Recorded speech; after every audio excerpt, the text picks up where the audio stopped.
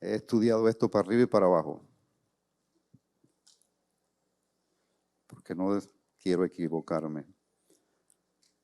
Quiero ser lo más pristino que.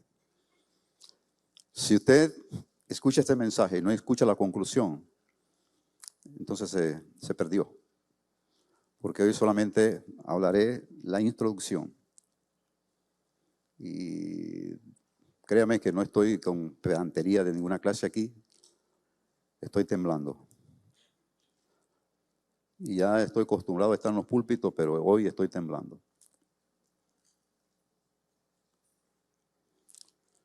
¿Trajo su Biblia? Entonces ábrala en el libro, la carta escrita por el apóstol Pablo a los hermanos de Roma. Romanos capítulo 3.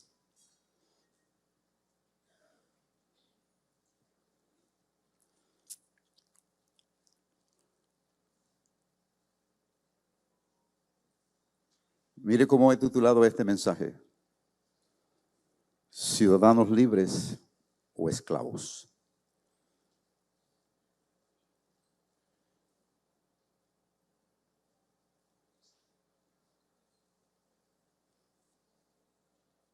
Y la verdad es que esto da para hablar mucho, porque una de las cosas que yo deseo es desenmascarar la anatomía del engaño populista.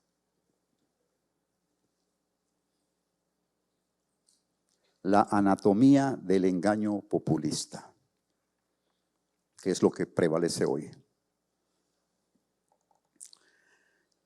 Observe lo que dice el apóstol en el capítulo 3, del versículo 9 al 20.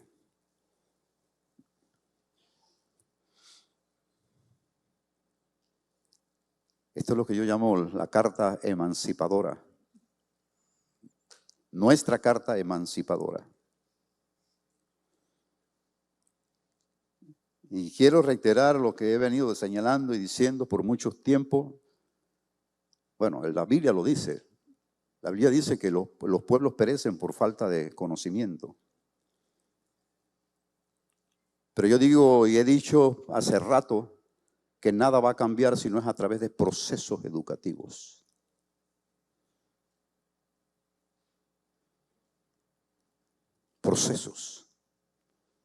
Procesos educativos. Hoy nosotros precisamente en esa línea aparecemos como los países de más baja escolaridad. Qué pena.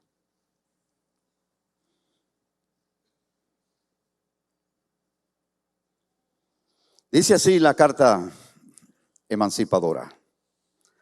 Ahora bien, leo de Nueva Traducción Viviente. Llegamos a la conclusión, observe detenidamente el texto, analice, no se pierda en esto, deje que los macarrones se cocinen por allá solo, deje que el mundo se vuelva pata para arriba y escuche, pero escuche bien. Ahora bien, llegamos a la conclusión de que los judíos somos mejores que los demás. Mire, término muy de moda, muy. El conflicto que tenemos allá en Medio Oriente. ¿Quién es mejor? Para nada. Tal como acabamos de demostrar, todos, sean judíos o gentiles, están bajo el poder del pecado. Escuche esto. Bajo el poder del pecado. Como dicen las Escrituras, no hay ni uno justo, ni siquiera uno.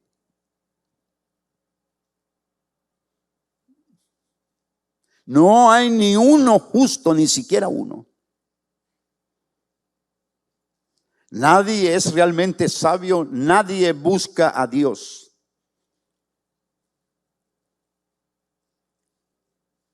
Todos se desviaron, todos se volvieron inútiles. No hay ni uno que haga lo bueno, ni uno solo. Lo que hablan es repugnante como el olor que sale de una tumba abierta.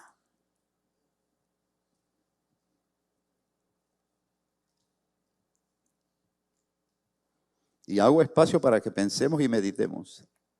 Lo que hablan huele a eso.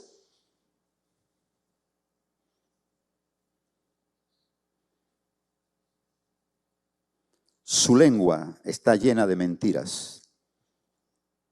Veneno de serpiente gotea de sus labios.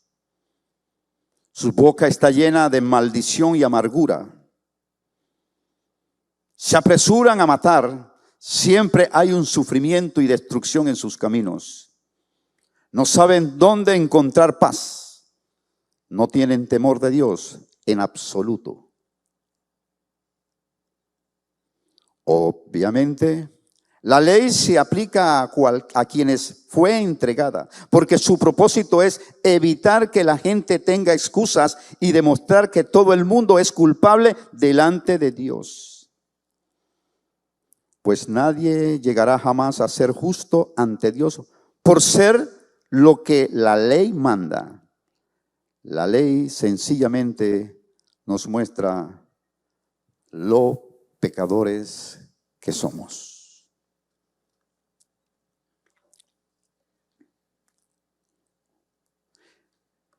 Yo quiero entrar en esta introducción a un brevísimo análisis de la anatomía del engaño populista. Era el año 1830. Antes de morir, el libertador Simón Bolívar escribiría una carta a su lugarteniente general Juan José Flores desde la ciudad de Caracas. La carta es del tenor siguiente, y ojo, porque esta carta es profética.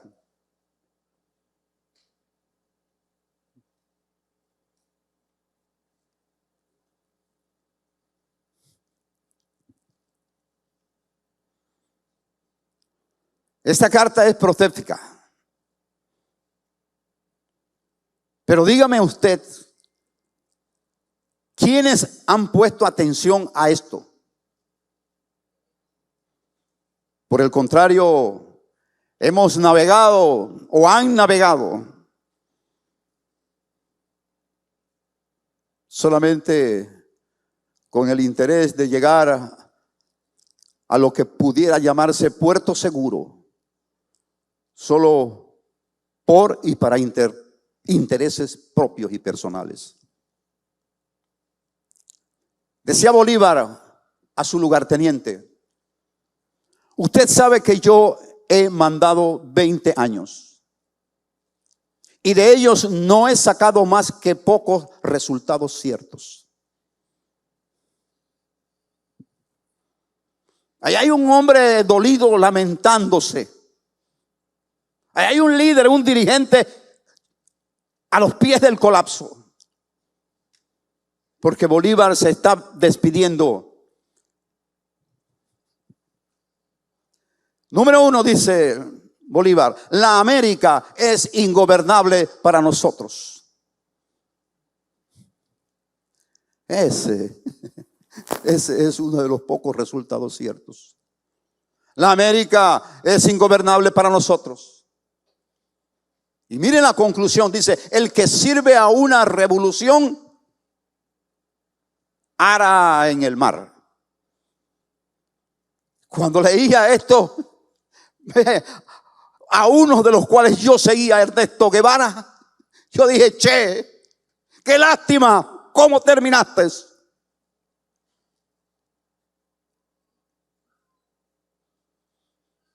Por eso dijo: he arado en el mar. Número 2, 3, dice: la única cosa que se puede hacer en América es emigrar. Vaya y contabilice y observe lo que pasa hoy día por las selvas del Darién.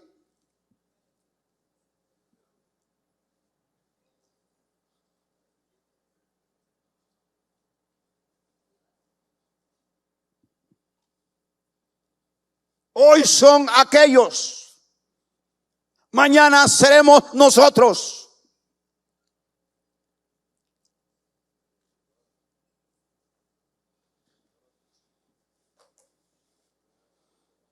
este país, dice, este país refiriéndose a su Venezuela, caerá infaliblemente en manos de la multitud desenfrenada para después pasar a tiranuelos casi imperceptibles de todos los colores y razas.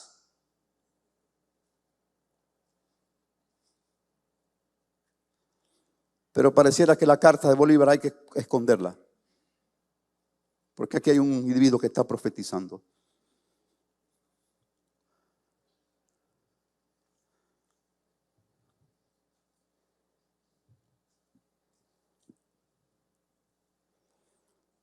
Póngame las 5. Gente que devorados por todos los crímenes y extinguidos por la ferocidad, los europeos no se indignarán de conquistarnos porque no quieren hundirse junto con nosotros.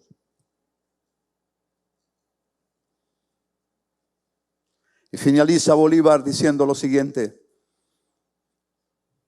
si fuese posible que una parte del mundo volviera al caos primitivo, ¡qué locura! Al caos primitivo. Este sería el último periodo de la América.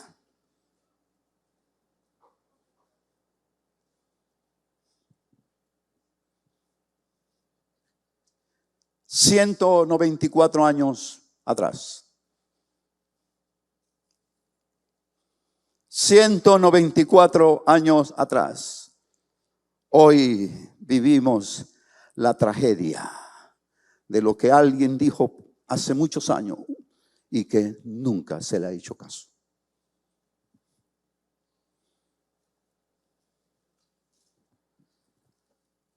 De esta forma, el libertador de América, cuyo nombre e imagen, y estoy leyendo lo que escribí, ha sido probablemente la más desvirtuada de la historia latinoamericana. Se despedía de este mundo Bolívar, frustrado, casi al borde de la depresión, y profetizando que América Latina no sería otro destino que el gobierno de tiranos y criminales que harían imposible a la región avanzar, al punto que lo único que se podía hacer es emigrar.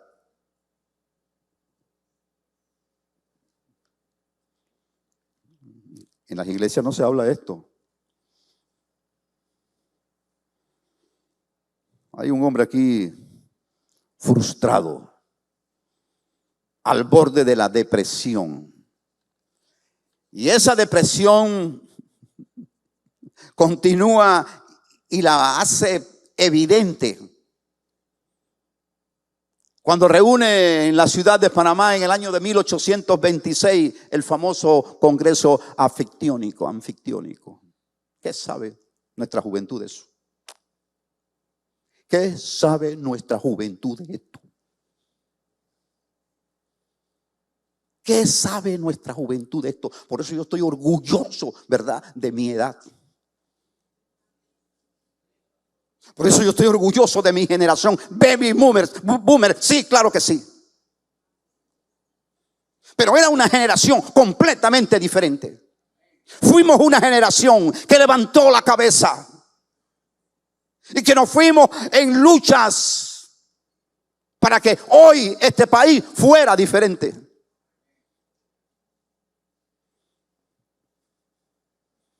Así que hágase feliz, tenga contentura. Póngase de pie todos los que son baby boomer, por favor.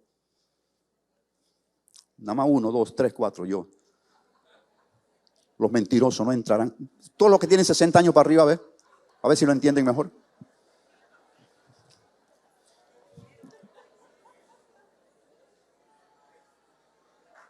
Un aplauso para esta gente.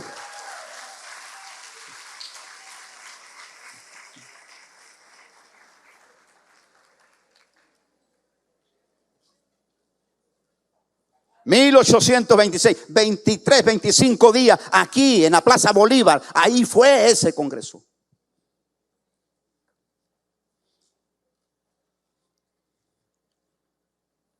Junio de 1826, más preciso para los estudiantes, ya que no se los enseñan en la escuela.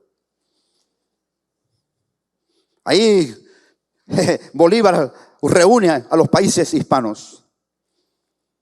Un congreso conocido como la cuna del multilateralismo. La cuna del multilateralismo. Allí Bolívar señaló lo siguiente: el istmo de Panamá será para el mundo lo que fue Corinto para los griegos. Y la pregunta es, ¿qué significaba Corinto para los griegos? Pero eso no ha entrado en el corazón ni en la cabeza.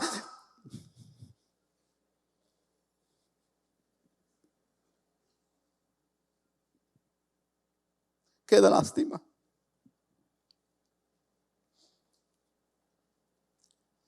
Por gracia de Dios, por misericordia de Dios, yo estuve en Corinto, en el puerto de Corinto, en la región de Corinto. Y ahí lloré.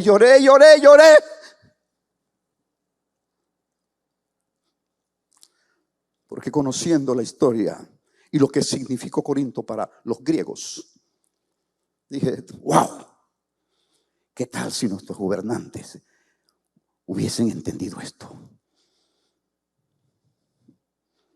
Así dijo: el istmo de Panamá será para el mundo lo que fue Corinto para los griegos. Y con fuerza agregó lo siguiente: si el mundo hubiese de elegir su capital, escuchen esto, si el mundo, pásela, si el mundo hubiese de elegir su capital, Panamá sería designada para ese augusto destino. O sea, que el pequeño territorio, los kilómetros que hay entre Costa Rica y Colombia, emergieron del mar con un propósito divino, con un propósito de Dios. Pero ¿qué hemos hecho con ese propósito de Dios?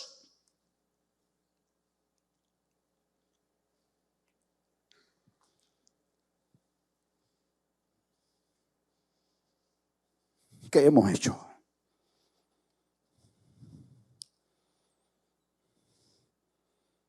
Es que la tradición populista de los caudillos no respeta las instituciones.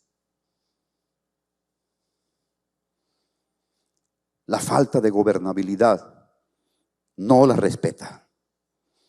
Y la búsqueda de construir todo desde cero han sido características recurrentes del panorama latinoamericano desde que el prócer caraqueño escribiera las líneas que estamos leyendo.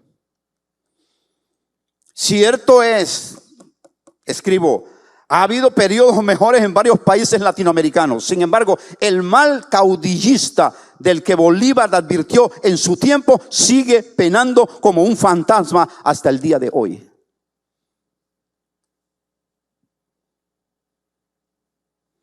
Por eso, todos los días miles de latinoamericanos deciden abandonar sus países,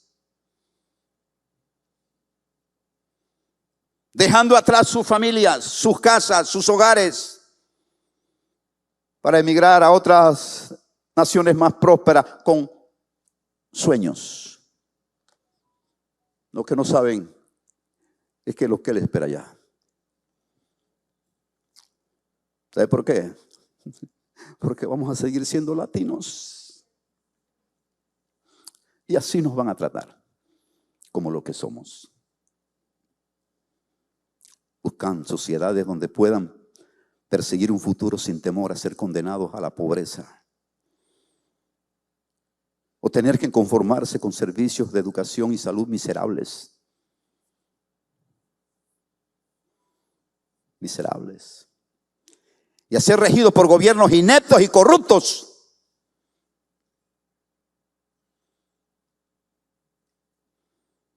Que los explotan para sus beneficios.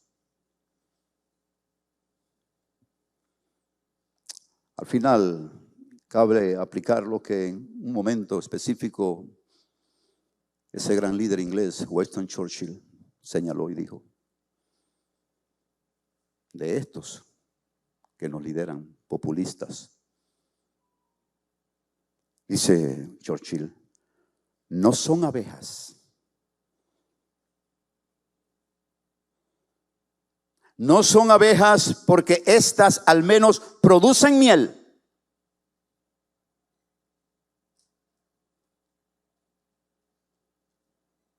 No son abejas porque las abejas por lo menos producen miel, sino termitas. ¿Sabe usted qué son las termitas? Ese insecto y bichito, no sé si hay algún puertorriqueño, porque en Puerto Rico decir bicho eso no es correcto. Ese insecto que carcome por dentro.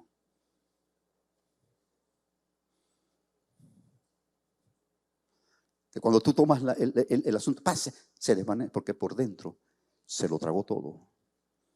No son abejas, porque las abejas por lo menos producen miel. Son termitas.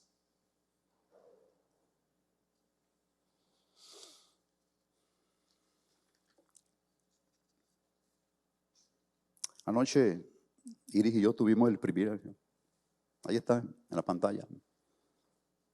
Mire eso. ¿Usted cree que yo, justo, yo, gobernante,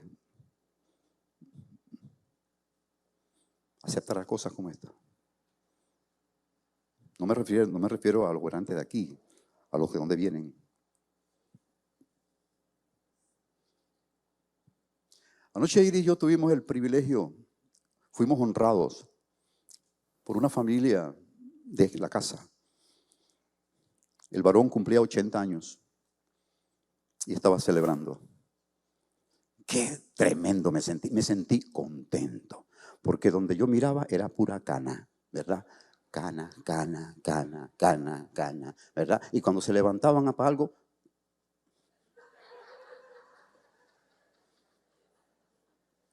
digo, qué felicidad la mía.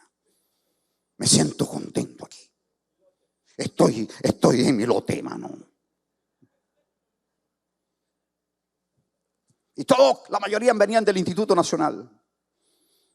Y en mi disertación lo único que faltó que yo dijera, tranquila, la falda paterna del Ancón, se yergue la mole de un templo del saber, en donde se funden los hombres que han de ser cariátides de bronce de nuestra nación. Todo por la gloria institutora.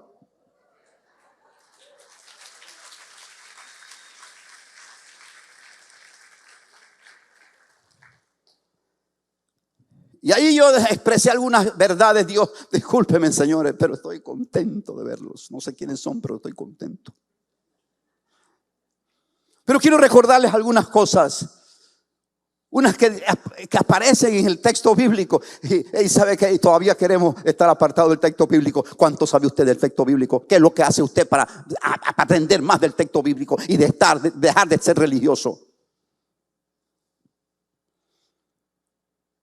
Y quiero recordarles a ustedes, mis queridos amigos y hermanos, ¿verdad? No les conozco, pero los aprecio, ¿verdad? Lo que Salomón, el hijo del rey David, ¿verdad? El hombre más sabio que ha pisado la tierra, dijo en un momento específico, capítulo 12, versículo 5. Mire, porque eso se refleja aquí, le dije. Acuérdate de antes que tengas miedo de caerte. Acuérdate antes de que tengas miedo de caerte y te preocupes por los peligros de la calle, antes de que el cabello se te ponga blanco como un almendro en flor y te arrastres los pies sin energía como un saltamonte moribundo. ¿Qué? Por eso me gustan las cosas de Dios. Si algo es importante, hermanos míos, hoy día es buscarle sentido a la vida. ¿Dónde la encontramos? ¿Cuánto vamos a pagar por esto? Salomón ahí mismo en el libro de Eclesiastés explica y dice que nada tiene sentido y ningún sentido es absoluto. Eso lo escribí. Ayer se lo dicté a mi esposa antes de ir para el homenaje ese. Ella cogió la computadora y yo digo, agarra, que yo te voy a dictar. Pi.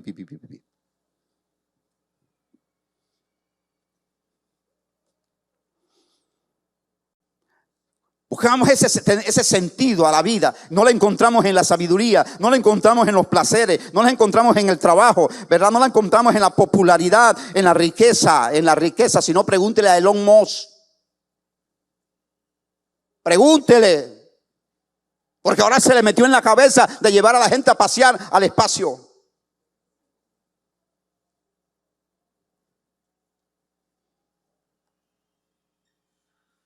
Lo cierto es que ¿dónde encontramos sentido a la vida? Pues déjeme decirle, la vida no tiene sentido separados de Dios.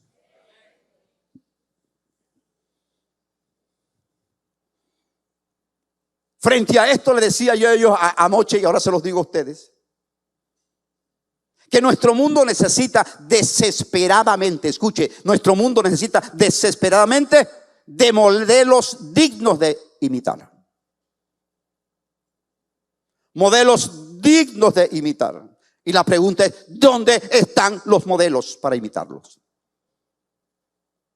¿En los influyentes?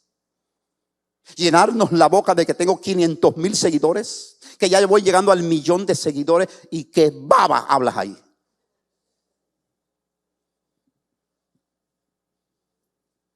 ¿Dónde están nuestros modelos?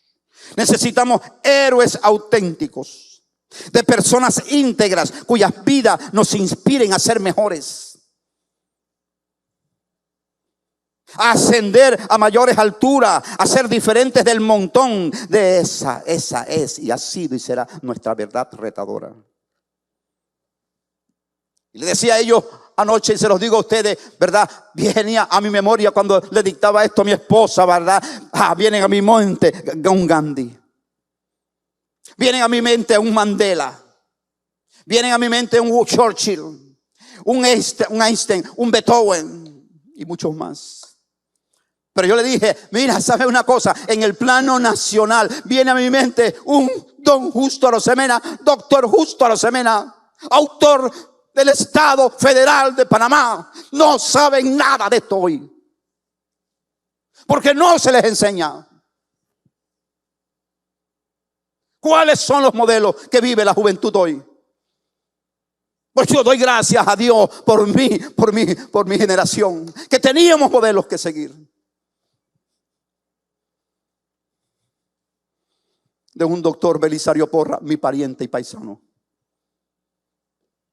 santeño, cédula 7, con una amplia visión de Estado, con un alto respeto por las políticas públicas. ¿Y qué decir del doctor Manuel José Hurtado? ¿Qué saben los muchachos de eso? Padre, escúchenlo muchachos, padre de la educación panameña. ¿Dónde están esos modelos hoy?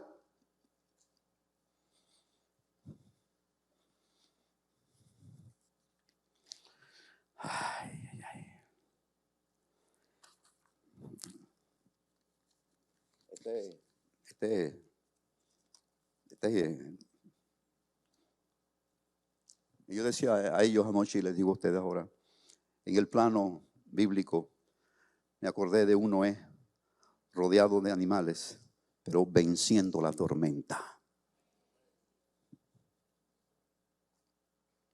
De un José con sus túnicas de diversos colores, observando y mirando el rostro airado de sus hermanos.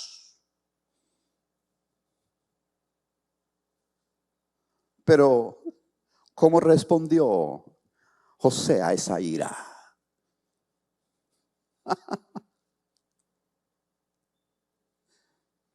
Eso hay que verlo, eso hay que observarlo, eso hay que mirarlo. Un Abraham con el cuchillo en la mano, siguiendo instrucciones directas de Dios, creyendo que su hijo, aún después de muerto, regresaría a la vida, porque cuando Dios habla y dice algo, Dios cumple.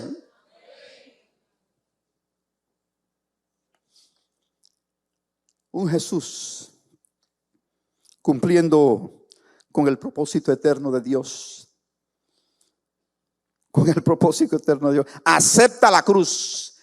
Acepta la cruz. Si es posible, no hay otro camino, por ahí voy. modelo, para luego levantarse a favor de la humanidad. Todos ellos eran personas, como dice el libro de Hebreos capítulo 11, versículo 38, gente que no era digno, el mundo, este mundo no era digno de ellos.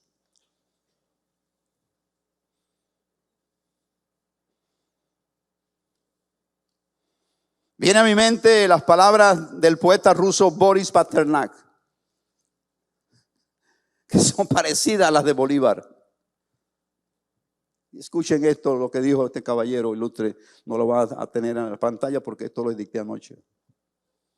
Miren lo que dijo este caballero. Dice: no son las revoluciones ni las revueltas las que despejan el camino para el logro de nuevos y mejores días. No son. No es la fuerza. No es la estupidez nuestra.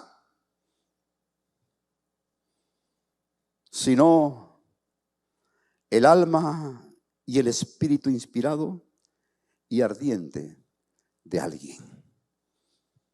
Ojo, el alma y el espíritu.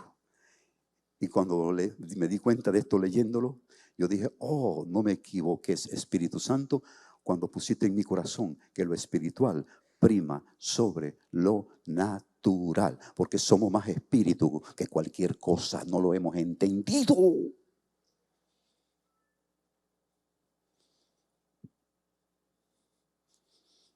Eso fue anoche. Dejo lo de anoche. Y entro. Señores, queridos hermanos que están aquí, gente que me observa por las redes. Los tiempos que vivimos son malos.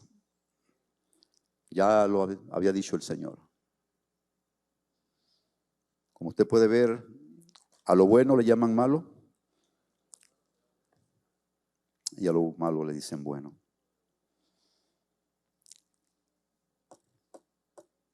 El resultado de esta realidad que estamos viviendo, que no es un eslogan, es una realidad, es la existencia o resultado de una lógica torcida.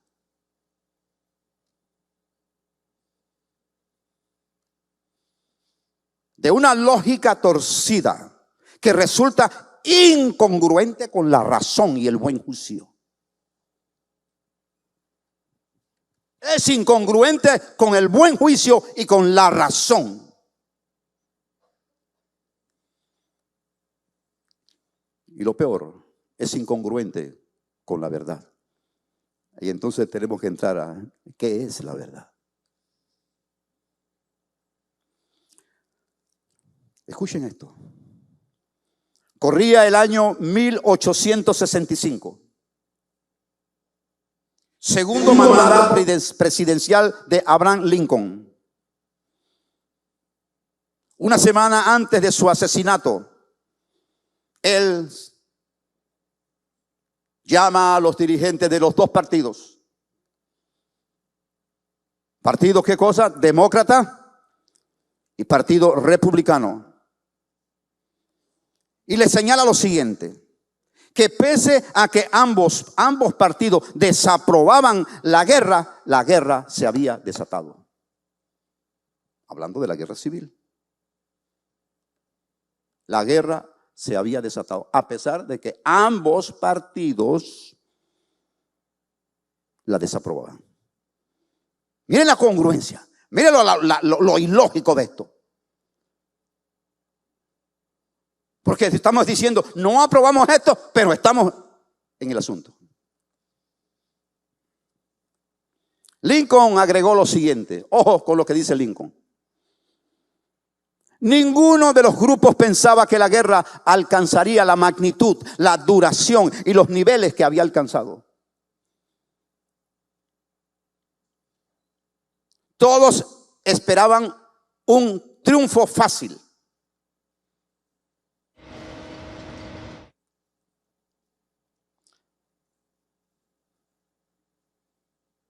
Ambos partidos, tanto demócratas como republicanos, sus líderes leían la misma Biblia.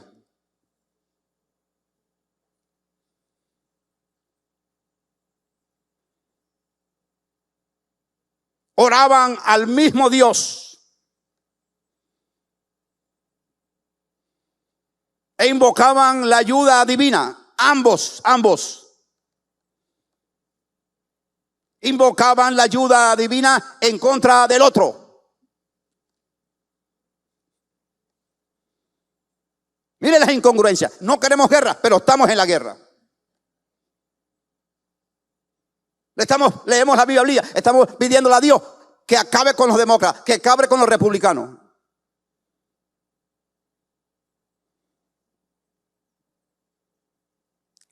Dice la historia que a estas alturas del discurso, la voz del presidente Lincoln se quiebra, dejando sentir sus emociones. ¿Sabe lo que estaba pasando? Se estaba refiriendo a lo extraño que resultaba. A lo extraño que resultaba que un ser humano se atreviese a pedirle a un Dios justo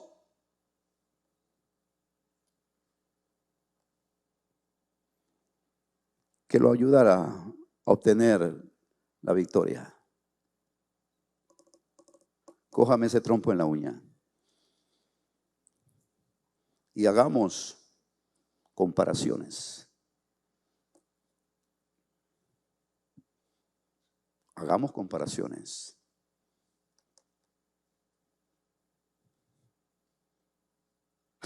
¿Qué atrevimiento el nuestro? Pedirle al mismo Dios que acabe con el otro.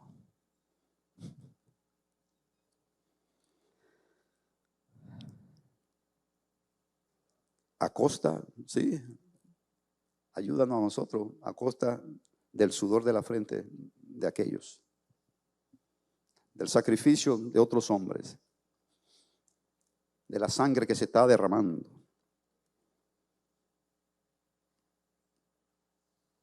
Ayúdanos a nosotros prevalecer a costa de la vida de otros. No, porque ustedes no son los mismos, sí somos los mismos, pero pensamos diferente.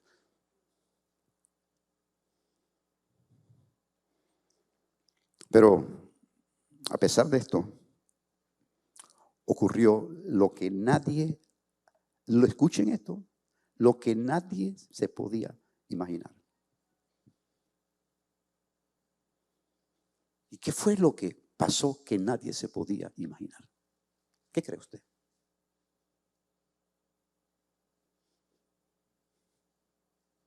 Porque yo quiero que usted entre. Yo no vine aquí a decirle a ustedes por quién votar. Porque si está esperando y vino a eso, se equivocó.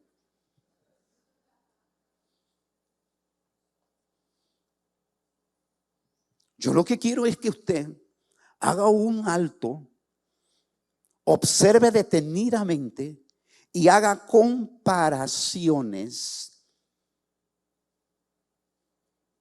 Y observe con claridad meridiana y con discernimiento de Dios qué es lo que el Espíritu está hablando en este momento. Al final, mis queridos amigos y hermanos, la guerra fue abolida legalmente por constitución.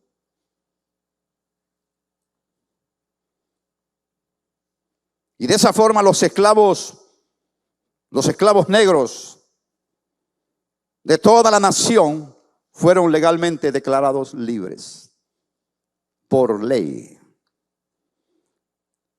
Y viene lo que digo sobre lo que, a pesar de este acuerdo legal, constitucional, ocurre lo que voy a señalarle. La gran mayoría de estos esclavos que vivían en el sur, que ya eran libres, que ya habían sido emancipados, siguieron viviendo como esclavos. A pesar de ser libres, continuaron viviendo como esclavos. Y le puedo adelantar el final de esto. Cuando nos vayamos al texto bíblico. Copia al carbón. Así vivimos las sociedades.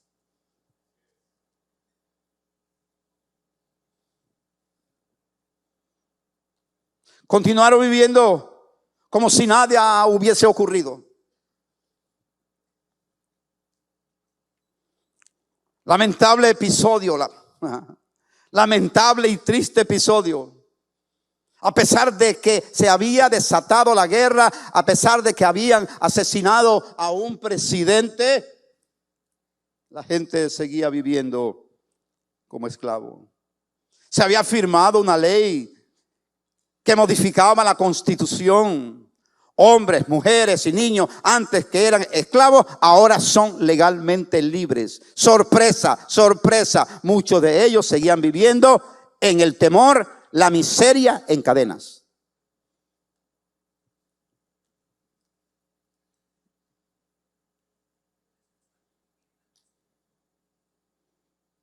Continuaban unidos al cordón umbilical de la esclavitud. Continuaban unidos, ¿verdad? Al cordón umbilical de la esclavitud. Continuaban vendiendo su dignidad.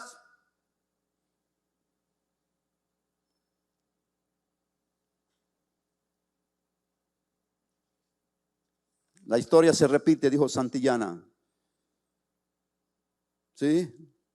Vendiendo su dignidad por un plato de lentejas. Yo tengo anotado aquí como 7, 8 eslogan que están utilizando los políticos. Pero no voy a señalarla. Decidí no señalarla. Porque señalarla era darle a alguien aquí y no quiero darle a nadie. Aquí hay de todo. Y yo respeto eso.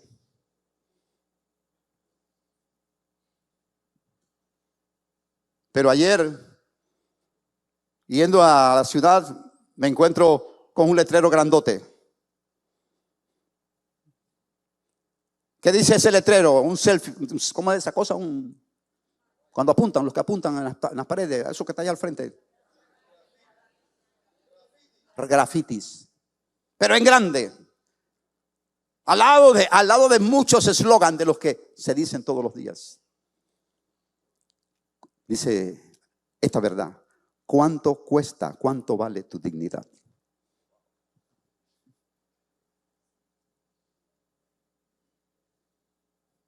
Esa me gustó. Esa sí se las puedo decir. Las otras no las voy a decir.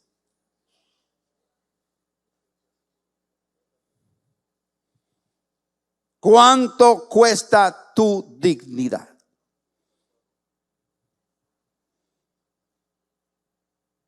Otras cosas son las propuestas que tenemos frente a nuestros ojos. Propuestas de toda clase de naturaleza y clase.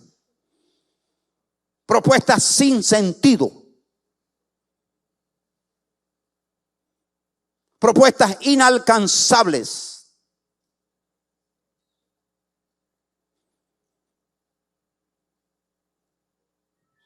Para mí, al final, propuestas irrespetuosas. Para mí. Yo no sé para usted. Irrespetuosas. Ojo, y mucho ojo, porque las masas son volubles. Las masas son volubles. ¿Y qué significa voluble? Sí, de carácter inconstante. Las masas cambian fácilmente. Son variables. Por eso aquello que la decisión de un pueblo no es necesariamente lo que ese pueblo necesita. Mire cómo estamos trillando alrededor de cuando no necesariamente lo que ese pueblo necesita.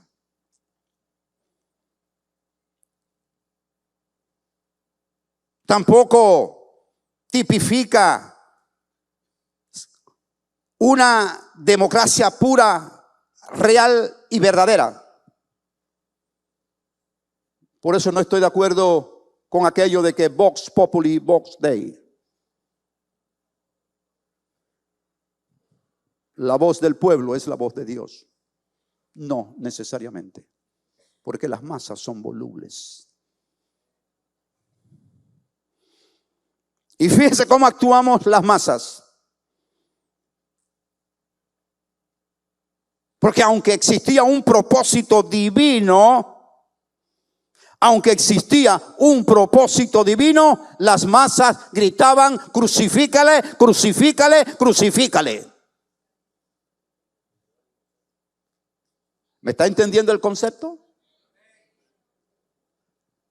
Entonces, las masas no necesariamente tienen la razón. Aunque había un propósito divino con Jesús, ¿qué gritaban las masas?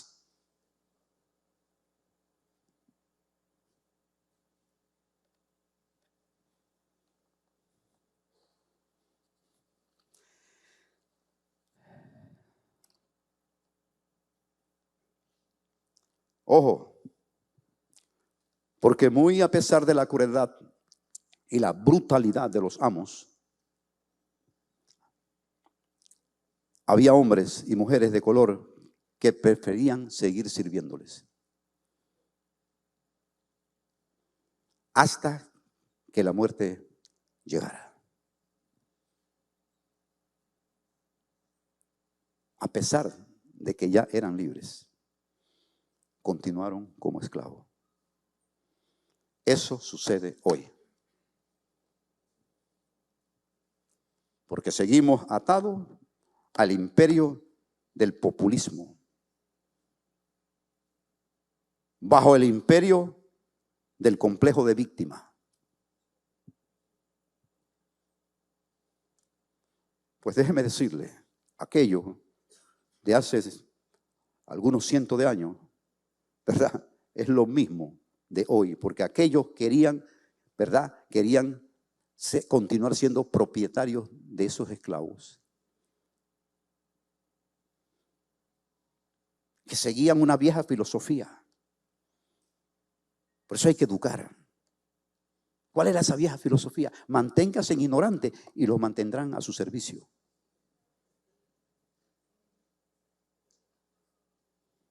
Manténganse ignorantes y seguirán bajo su servicio.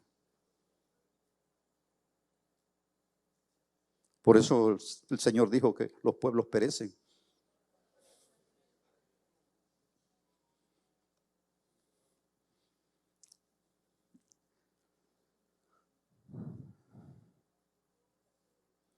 ¿Le parece trágico e inhumano esto? Si no, pregúntale a los que están pasando por la selva del Darién. 1.500, 1.200 diarios. ¿Le parece fuera de orden, verdad? Sí. ¿Le parece que debe ser materia atendida, mi querido hermano, por el defensor del pueblo? ¿Le parece que debe ser materia, verdad, por los derechos humanos, atendida por los derechos humanos? ¿Le parece que debe ser materia atendida por la Corte Internacional de Justicia? Y yo me disculpo, ¿y qué vamos a hacer? ¿Qué vamos a hacer en Panamá cuando de allá del norte le digan: se acabó esta cosa, vayan para allá? ¿Qué va a pasar aquí? ¿Qué va a pasar aquí? ¿Cuánto le está costando al Estado panameño esto?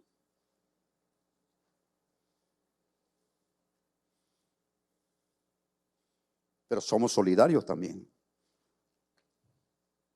porque ya ellos están viviendo el proceso. Nosotros estamos a punto de entrar en él.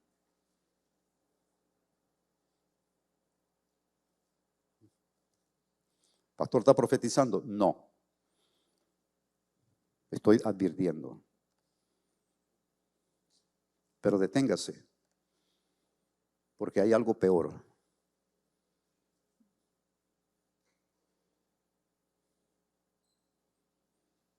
¿Y qué es lo peor? ¿A qué me refiero? A la gran cantidad de creyentes que hoy viven como esclavos, sometidos a esa vieja filosofía. Ignorancia igual esclavitud.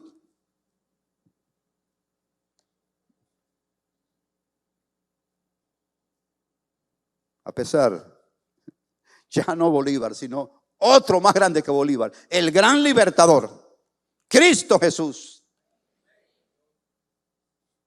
hizo lo que la humanidad necesitaba, pagando el precio más alto para abolir la esclavitud de una vez por todas.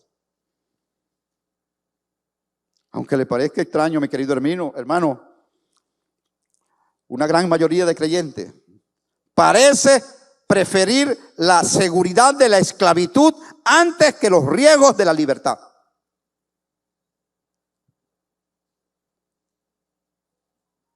Vuelvo y lo repito.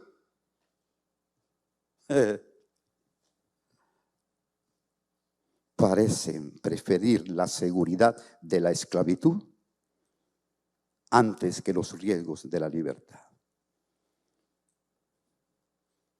¿Y sabe qué? Váyase al Éxodo, al libro de Éxodo capítulo 12, versículos 10 y 12 y léalo.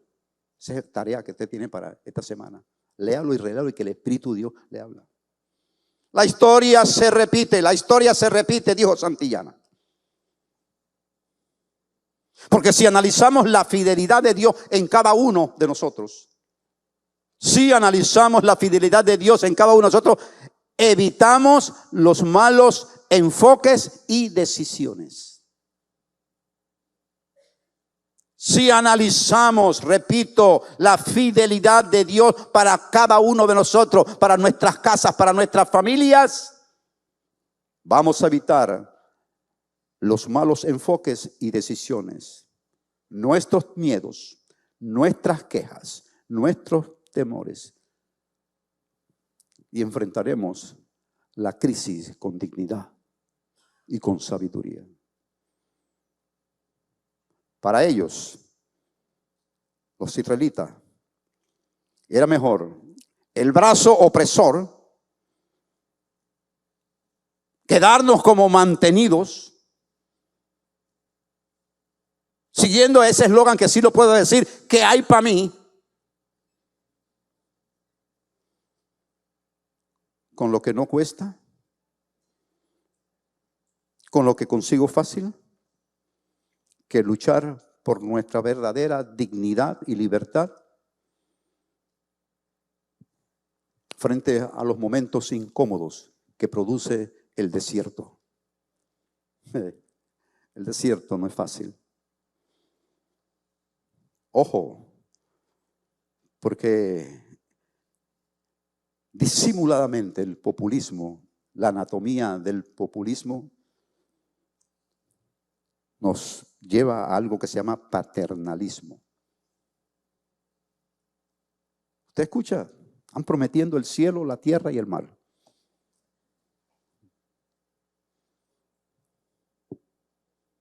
Y este paternalismo, mire lo que voy a decir un poquito fuerte, convierte la mendicidad en un arte.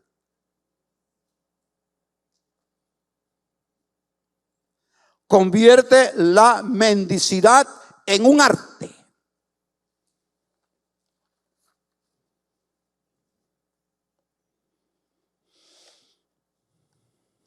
Es que el amo opresor, que tiene un nombre que usted conoce, le encanta que sea así. Nuestro enemigo, el diablo, le deleita que muchos se hayan tragado el anzuelo del engaño y vivamos en esclavitud. El diablo sabe muy bien que hemos sido libertados de su control, pero muchos seguimos emancipados. Porque siendo libres, continuamos bajo el engaño que secuestra la verdad, bloquea el pluralismo e impone la intolerancia, que no es otra cosa que el desprecio por la libertad individual tuya y mía. tuya y mía, actuando como borregos. Duro, ¿verdad? Por eso eso hace que lo que podamos hacer a objeto de mantenernos sometidos, sea lo que aflore es la ignorancia, la intimidación. Entramos en culpa, entramos en vergüenza por la falta de discernimiento y por la falta de espíritu. Por la falta de discernimiento y por la falta de espíritu. Cuando el espíritu tiene que prevalecer en la vida nuestra, en la vida de todo individuo. Voy a suspender acá, porque el próximo domingo, si el Señor me lo permite, entro a profundizar 3 aspectos que tienen fundamento en la palabra, que desnuda completamente nuestra actitud de ser humano. Y mucho más de lo que decimos que somos cristianos. Para ser un verdadero cristiano, tenemos que caminar bajo la conducción del Espíritu Santo, tercera persona de la Trinidad. No todo el que dice ser, lo es. Parece ser. Y hay una diferencia muy grande en lo que parece y lo que es. ¿Sí? Somos ciudadanos libres. No estamos atados a nada. Pero pareciera, así nos tratan. Así nos tratan. Pero usted tiene que cambiar la historia, su historia, mi historia, la historia de esta hermosa tierra, Panamá. Todos ustedes, los que han entendido un poquito este preámbulo para llegar al mensaje, les voy a pedir que se pongan sobre sus pies.